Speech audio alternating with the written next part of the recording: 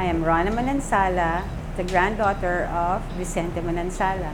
I will be talking about his 7 Tribute to Arts collection of Cultural Center of the Philippines.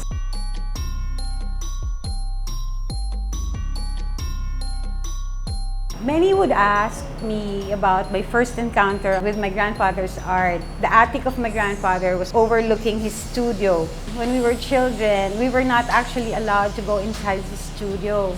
So little did he know that from the attic, I can view his studio from there. I have always been fascinated by how much he focused on his works. He is known to be a cubist painter. His style is transparency cubism. The cubistic aspect of Manansala's work rests largely in the geometric faceting of forms and in the shifting and overlapping planarities. In Manansala, the facets and planes are broader than in original cubism and create large rhythms.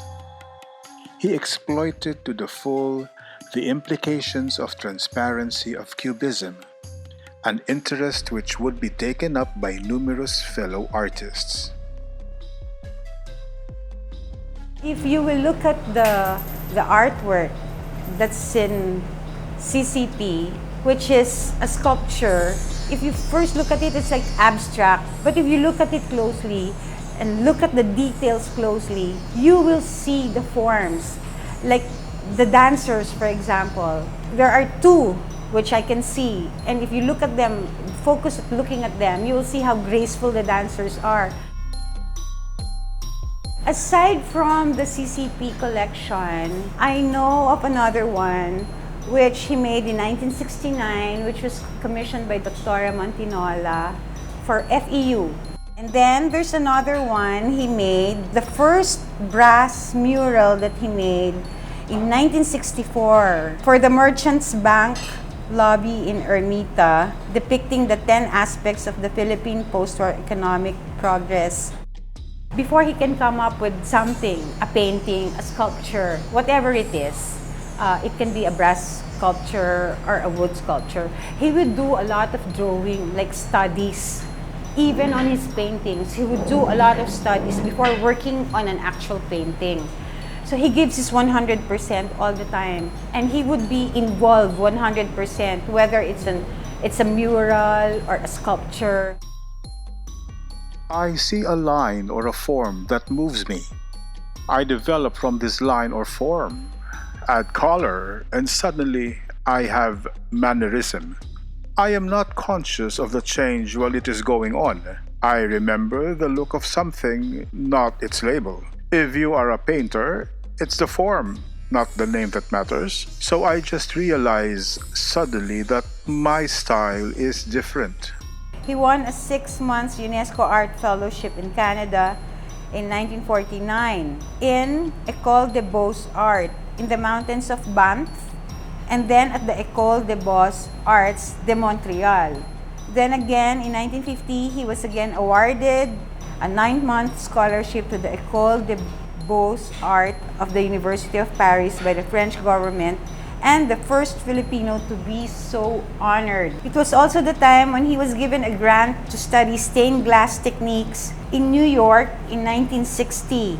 Vicente Manansala was a painter and illustrator from Pampanga. He started studying at the age of 15 under painter Ramon Peralta. He studied at the University of the Philippines School of Fine Arts in 1926 and graduated in 1930. In his early years, he worked as a sign painter, illustrator, and layout artist for magazines.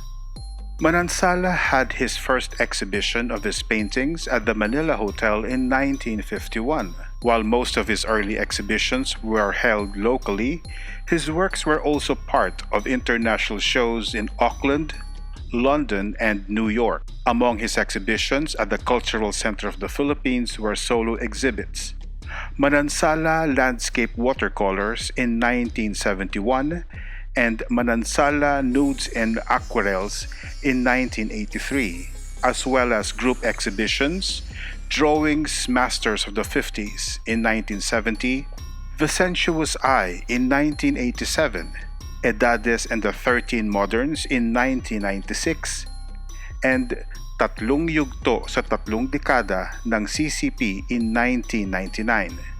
He received awards from the Art Association of the Philippines from 1949 to 1957, the Republic Cultural Heritage Award in 1963, Patnubay ng Sining at Kalinangan Award from the City of Manila in 1970, and was posthumously proclaimed National Artist for Visual Arts in 1982.